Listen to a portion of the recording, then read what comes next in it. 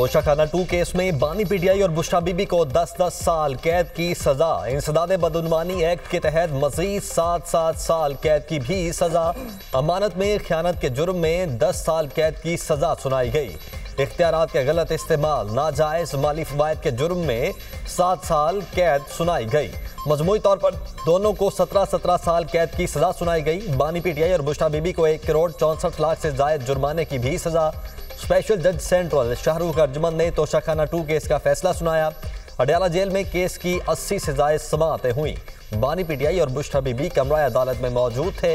अदालत के मुताबिक दोनों मुल्जिमान खयानत के मुजरिमान मुर्तकिब पाए गए हैं।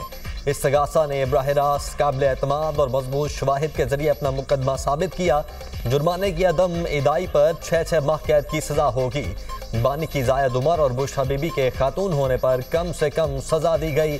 मुजरिमान की अरसा हवालात को भी सजा में शामिल कर लिया गया। बानी पीटीआई इस केस में जमानत पर थे, ताहम दीगर मुकदमात में जेल में कैद हैं।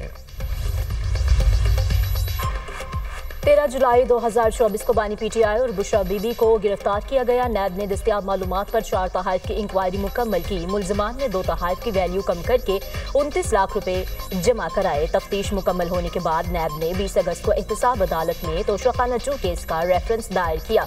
12 दिसंबर 2024 को मुल्जिमान पर फर्द जुर्म आयद की गई। सुप्रीम कोर्ट के फैसले के बाद केस FIA को मुंतकिल हो गया।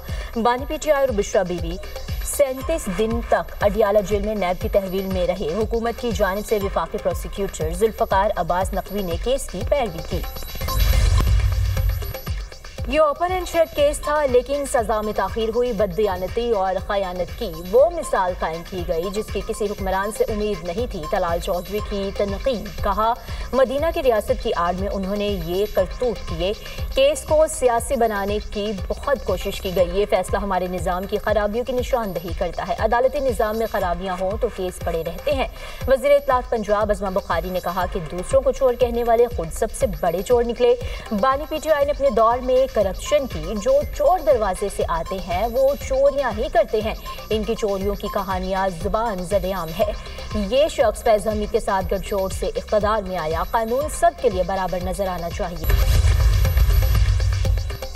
जैसे कहा था, दिसंबर का महीना है और सब कुछ दीवार पर लिखा है। सेनेटर फैसल बावड़ा ने कहा, कान से बहरे और आंख से अंधे जानबूझकर भी नहीं माने। ये अभी इब्तिदा है, आगे इंतहा और क़यामत बाकी है। कई साल से रोकता रह गया, मेरी नहीं सुनी गई। ये जिनके बलबूते पर था सब कुछ चकनाचूर होने जा रहा है। तुम सब 9 मई वाले जिन्होंने 10 सेकंड की ड्रामेबाजी वाली वीडियो बनाई और उसको आग में धकेल दिया, अभी दलदल बाकी है। 9 मई के शवाहिद और गवाही का इंतजार करें। मुल्क के मुख्तलिफ शहरों में फ़ज़ाई आलूदगी। लाहौर में एयर क्वालिटी इंडेक्स 190 रिकॉर्ड किया गया। फैसलाबाद में AQI 440, मुल्तान में 225 तक पहुंच गया। सिंध की फ़ज़ा भी आलूदा। कराची का AQI 291 रिकॉर्ड किया गया। खैबर पख्तूनख्वा में भी फ़ज़ाई आलूदगी। पेशावर में AQI 621 रिकॉर्ड किया गया। हद निगाह बेहतर होने पर तमाम मोटरवेज को ट्रैफिक के लिए खोल दिया गया। बलूचिस्तान में मौसम सदमा की पहली बारिश। कोयटा और चमन में बादल बरस पड़े। सर्दी की शिद्दत में इजाफा। महकमे मौसमियात की कल्लात, मस्तूम, किला अब्दुल्ला और किला सैफुल्ला में बारिश की पेशगोई। ज़ियारत, हरनाई, मूसा खेल, योब में बारिश और बर्फबारी मुतवक्के। महकमे मौसमियात का कहना है कि इस्लामाबाद में तेज हवाओं के साथ बारिश हो सकती है। खिताए पोठोहार, मियांवाली, भक्कर, नूरपुर, थल और लिया में बारिश का इम्कान। मरी और गलियात में तेज हवाओं के साथ बारिश और बर्फबारी मुतवक्के। आज़ाद कश्मीर और गिलगित बल्तिस्तान में भी बर्फबारी का इम्कान। पाकिस्तान में दहशतगर्दी के लिए फिर अफगान सरजमीन का इस्तेमाल। फितनर खारिज का शुमाली वजीरिस्तान बोया में सिक्योरिटी फोर्सेस के कैंप पर हमला। सिक्योरिटी हसार तोड़ने की कोशिश। ISPR के मुताबिक सिक्योरिटी फोर्सेस ने फौरी कार्रवाई करके 4 खारिज को जहन्नुम वासिल कर दिया। मायूसी में हमलावरों ने बारूद से भरी गाड़ी बैरूनी हिफाजती दीवार से टकरा दी। धमाके से बच्चों और खवातीन समेत 15 शहरी शदीद जख्मी। अवाम के इमलाक और मस्जिद को शदीद नुकसान। दहशतगर्दों के साथ बहादुरी से लड़ते हुए 4 जवान वतन पर कुर्बान हो गए। शोहदा में हवालदार मोहम्मद वकास नाइक खानविज शामिल हैं। सिपाही सुफियान हैदर और सिपाही रिफत भी शहीद हुए। घिनौनी कार्रवाई अफगानिस्तान में ख्वारिज की मनसूबाबंदी और सरपरस्ती में की गई। कार्रवाई दहशतगर्द गिरोहों की अदम मौजूदगी के अफगान रजीम के दावों के बिल्कुल बरक्स पाकिस्तान अफगान रजीम से तवक्का करता है कि वो अपनी जिम्मेदारियां पूरी करे।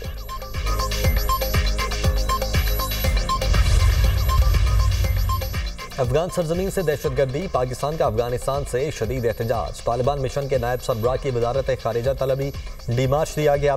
पाकिस्तान की दहशतगर्द हमले की शदीद अल्फाज में मजम्मत।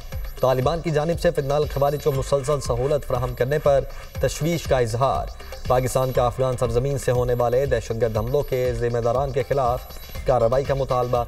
सदर और वज़ीर आज़म की खवारिज के सिक्योरिटी फोर्सेज के कैंप पर हमले की मजम्मत। 4 खारजियों को जहन्नुम वासिल करने पर फोर्सेज की पजीराई। शहीद जवानों को खिराज अकीदत, अहले खाना से ताज़ियत का इजहार। पाकिस्तान ने गाजा में फौजी दस्ते भेजने पर गौर की पेशकश की। गाजा अमन मंसूबे का हिस्सा बनने पर पाकिस्तान के शुक्रगुजार हैं। अमेरिकी वज़ीर ख़ारजा मार्को रूबियो ने कहा, अभी हमें बहुत से ममालिक को जवाब देना है। जिन ममालिक से हमने बात की वो जानना चाहते हैं मैंडेट और फंडिंग मैकेनिज्म क्या होगा। इससे पहले हमने किसी मुल्क से फौजी एहलकारों की यकीन दहानी ली। हम मजीद कई जवाब देना चाहते हैं। कई ममालिक ऐसे हैं जो तमाम तरीकों के लिए काबिल कबूल हैं। इनकलाबी तालिब इल्म शरीफ उस्मान हादी के कत्ल पर बांग्लादेश में यौम सोग। ढाका समेत बांग्लादेश के मुख्तलिफ शहरों में भारत के खिलाफ लाखों अफराद के मुजाहरे। ढाका में भारत के खिलाफ तहरीकी एहतजाज। शरीफ उस्मान हादी के कातलों को इंसाफ के कटहरे में लाने का मुतालबा और मुजाहरे जारी रखने का आज़म। उस्मान हादी की नमाज जनाजा पाकिस्तानी वक्त के मुताबिक दोपहर 1 बजे पार्लियामेंट के सामने अदा की जाएगी। उस्मान हादी को बांग्लादेश के मशहूर शायर काजी नसरुल इस्लाम के पहलू में सुपुर्द खाक किया जाएगा। कोर कमांडर लाहौर का नेशनल कॉलेज ऑफ आर्ट्स का दौरा। तलबा और असातिज़ा से मुलाकात। कोर कमांडर लाहौर ने तलबा से खिताब में कहा कि पूरी कौम पाक फौज का फख्र है। दुश्मन पाक फौज और अवाम के मजबूत और नाकाबिल शिकस्त रिश्ते से परेशान है। ऑपरेशन बुनियाद महसूस ने साबित किया कौम और फौज सीसा पिलाई दीवार की मानिंद है। कोर कमांडर लाहौर ने नेशनल कॉलेज ऑफ आर्ट्स में ऑपरेशन बुनियाद महसूस हॉल्स का इफ्तिताह किया। तलबा की पेंटिंग्स की नुमाइश का जायजा। नुमाइश में मार्का हक की कामयाबियों और शोहदा की अजीम कुर्बानियों को नुमाया अंदाज में पेश किया गया। तलबा ने कहा कि मार्का हक के बाद Pakistan army balance of power में एक मुअस्सिर ताकत के तौर पर उभरा। पाक फौज की कुर्बानियों की बदौलत पाकिस्तान आज दुनिया में इज्जत और वक़ार के साथ खड़ा है। इंतास मुआहदे पर पाकिस्तान का मौक़िफ़ तस्लीम। अक़वाम मुत्तहिदा की पाकिस्तान के बयानिए की हिमायत। सिंदास मुआहदे को मुअत्तल करने के भारतीय ऐलान पर इजहार तशवीश। अक़वाम मुत्तहिदा ने मुआहदे की एक तरफा मुअत्तली गैर कानूनी करार दे दी। इल्ज़ाम लगाकर मुआहदा मुअत्तल नहीं किया जा सकता। UN माहिरीन ने आबी जारियत पर मोदी सरकार को आईना दिखा दिया। रिपोर्ट में कहा गया कि नया मुआहदा होने तक पुराना नाफिज रहता है। पाकिस्तान ने मुआहदे की किसी शिक की खिलाफ वर्जी नहीं की। भारत ने सालिसी कार्रवाइयों में शिरकत से गुरेज किया और सिंतास मुआहदे का दायरा इख्तियार चैलेंज किया। रिपोर्ट में भारतीय मटीरियल ब्रीच की दलील कमज़ोर करार। कहा, पानी के बहाव में रुकावट पाकिस्तानियों के बुनियादी हुकूक मुतासिर करती है। अक़वाम मुत्तहिदा ने मोदी सरकार के चेहरे से नकाब उतार दिया। हर धर्मी और झूठ बेनकाब ऑपरेशन सिंदूर गैर कानूनी और भारतीय कदमात पाकिस्तान की खुद मुख्तारी और अदम मदाखलत के उसूलों की संगीन खिलाफ वर्जी करार। खुसूसी माहिरीन की रिपोर्ट में कहा गया है, पहलगाम हमले में पाकिस्तान के मुलविस होने के शवाहिद नहीं मिले। भारत ने दहशतगर्दी के नाम पर एक तरफा फौजी ताकत का इस्तेमाल किया। गैर जानिबदार और शफाफ तहकीकात का पाकिस्तानी मुतालबा दुरुस्त करार। भारत ने ऑपरेशन सिंदूर के तहत पाकिस्तान की हुदूद में ताकत का इस्तेमाल करके अक़वाम मुत्तहिदा चार्टर की खिलाफ वर्जी की। भारत ने आर्टिकल 51 के तहत सलामती कौंसिल को बाज़ाब्ता इत्तला नहीं दी। भारतीय हमलों में शहरी इलाकों और मसाजिद को निशाना बनाया गया। दहशतगर्दी के नाम पर एक तरफा फौजी ताकत के इस्तेमाल का कोई तस्लीम शुदा हक मौजूद नहीं। गैर कानूनी ताकत का इस्तेमाल बड़े तसादुम का खतरा पैदा कर सकता है।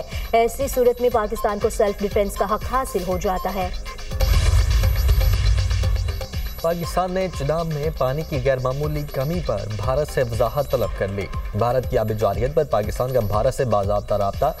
पाकिस्तानी कमिश्नर ब्राइस इंतास ने मामला बाज़ाब्ता तौर पर भारत से उठा दिया। पाकिस्तान ने वाज़ेह किया सिंतास मुआहदे के तहत डेड स्टोरेज खाली करना ममनू है। इंडस वाटर कमिश्नर के जरिए मामला उठाने के बाद दरिया में पानी का बहाव मुस्तहकम। वजारत आबी वसाइल का कहना है कि 10 से 16 दिसंबर के दौरान पानी के बहाव में गैर मामूली कमी रही। वफाकी वज़ीर दाखिला का मारगला इंक्लूव प्रोजेक्ट का दौरा, साइट पर जारी तरक्याती कामों का तफसीली जायजा। मोहसिन नकवी ने कहा मारगला इंक्लूव प्रोजेक्ट के तरक्याती कामों की रफ्तार को मज़ीद तेज़ किया जाए। मंसूबों को जल्द मुकम्मल करने के लिए तमाम वसाइल बरोए कार लाए जा रहे हैं। प्रोजेक्ट्स में खूबसूरत लोकेशन के साथ शहरियों को तमाम मयारी और जदीद सहूलियात फराहम की जा रही हैं। अमेरिका के शाम में दाइश के ठिकानों पर फजाई हमले। सदर डोनाल्ड ट्रंप कहते हैं कि दाइश के खिलाफ वादे के मुताबिक भरपूर जवाबी कार्रवाई की जा रही है। अमेरिका पर हमला करने वालों को पहले से ज़्यादा सख्त जवाब मिलेगा। शाम की हुकूमत अमेरिकी कार्रवाइयों की मुकम्मल हिमायत कर रही है। शामी हुकूमत का भी कहना है कि दाइश के खिलाफ फौजी ऑपरेशन जारी रखेंगे। इसराइल की जंगबंदी मुआहदे की खिलाफ वर्जियां जारी। पनागजीन कैंप पर इसराइली फौज की गोलाबारी, मज़ीद 6 फ़लस्तीनी शहीद। इसराइली शेलिंग का निशाना बनने वाला कैंप अल्तफाक महल में वाक़या है।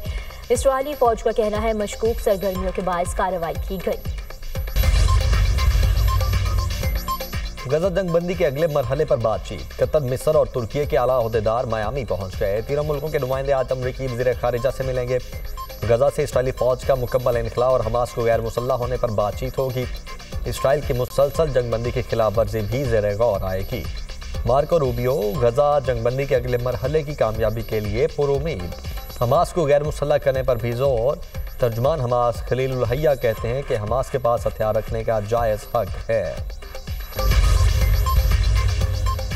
रूस यूक्रेन जंग में शिद्दत। रूस के ओडेसा रीजन में बैलिस्टिक मिसाइल हमले, 7 अफराद हलाक, 15 जख्मी हो गए। गवर्नर ओडेसा का कहना है रूस के मिसाइल हमले में बंदरगाह को निशाना बनाया गया। दूसरी जानिब अमेरिकी इंटेलिजेंस एहलकार माइक कॉन्गली का कहना है कि पोलैंड और बाल्टिक रियासतें रूस को खतरा समझती हैं। सदर पुतिन साबिक सोवियत यूनियन के यूरोपीय इलाकों की वापसी चाहते हैं। रूसी सदर का मकसद पूरे यूक्रेन पर कब्जा करना है।